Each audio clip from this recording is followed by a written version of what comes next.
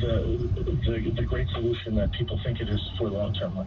We do need to look at things like hydrogen and other forms of propulsion. Okay, so the EV car thing is going to be headline news pretty soon because the Trudeau government want everybody out of their internal combustion engine cars. So Ontario is building battery plants. Well, there's the company Stellantis and VW are building battery plants in Ontario at the moment, and it's costing a lot of money. Taxpayers are paying roughly 15 billion with a B dollars for these battery plants to build batteries for electric vehicles. So as an expert came onto the radio who explained how the battery plants would work, how the money was like a carrot, so they would keep building and providing jobs, what benefits are there for the government, and exactly where will they be getting the minerals from will be explained better at the end. Let's have a listen.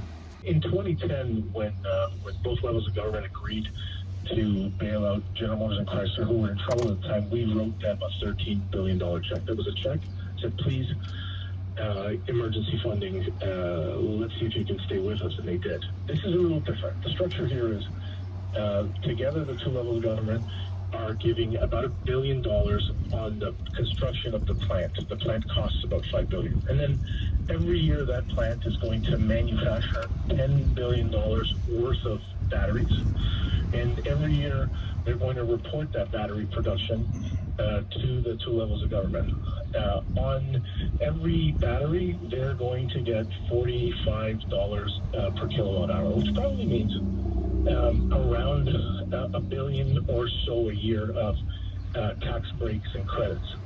What's important is those batteries are going to go into cars in Windsor and in Brampton, so it means that $10 billion of new production generates $1.3 billion of HST that doesn't currently exist, and about $300 million of new corporate and personal income taxes. So yes, $15 billion or so is a lot of money, but that plant will be up and running for 10 to 20 years, so that's $15 billion on potential $100 to $200 billion worth of new activity. So it still pays back, but these are big numbers, and I think it's important that we all explain to your listeners and the general public that it's not an upfront check, it's a carrot for increased production. Some people would say this is job creation, maybe, and others would say it was corporation greed. What would you say to those people? Well, I think those people are used to the deals that we used to make as a country, and I think that they have a point where we used to write a check to companies and say, please set up this plant. They guarantee us a footprint for 5, 6, 7 years, and then they pick up and leave after that. We've had so many of those that, I think the general public is right to think we shouldn't do those anymore. Both levels of government, two different parties, figured out that the better way to do it is with a production incentive. You show us what you made, then we will subsidize. If you don't, then we don't give you the money. It requires the company to spend the money first and to hire people and employ them to make things first. Been around these deals for 15 years. This is the first time we've done these as a carrot, and with both levels of government fully invested, it's a vast improvement. Knowing that it's a carrot and stick type of operation, how worried were you that Canada wouldn't be able to get this deal and the US would have probably taken it? That's a long time to stop breathing, and I know a whole bunch of people did, especially down in Windsor. I did say consistently that I thought that this company that had been invested in Windsor and in Canada for 95 years was going to come back and reconfirm the entire footprint.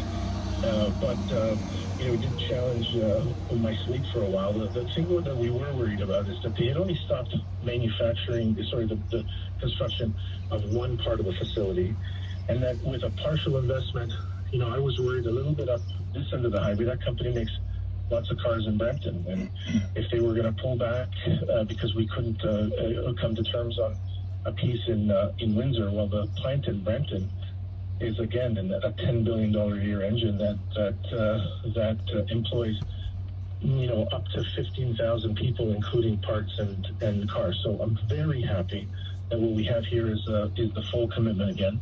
So this just isn't news or big news for Ontario or Windsor. There's also other areas. Can you just give us a heads up on what else is going to be involved in this huge investment expansion battery plant scenario?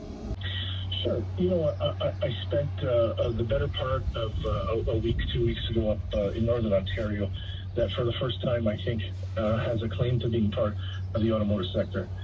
Critical minerals are going to be what makes these batteries, worth $25,000. The nickel, the cobalt, the graphite, the lithium.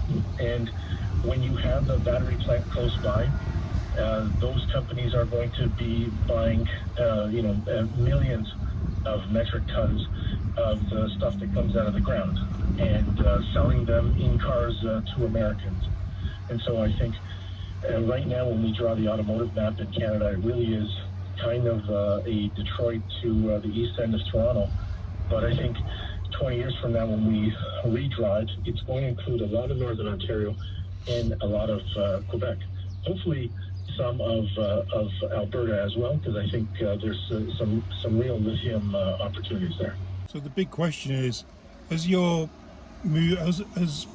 Canada moves towards electric vehicles and zero emissions, which is what the government wants, how can you guarantee that the mining of these minerals for batteries is going to also be environmentally friendly and it's not going to destroy the environment in a different way other than what's coming out the tailpipe of a car? Well, that is really the big question, especially you're shifting from fossil fuels that are already intrusive and getting to making these batteries is really tough business.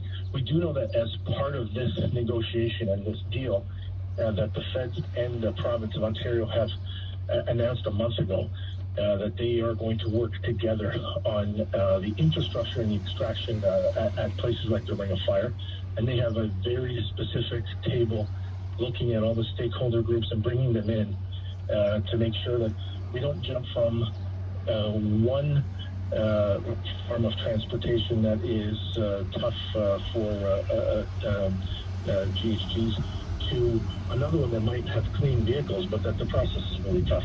So when you think of just transitioning to battery power, do you think that's it? That's as far as we can go? Because transitioning over to something that is a halfway point is maybe not great, isn't the great solution that people think it is for the long term. We do need to look at things like hydrogen and other forms of propulsion.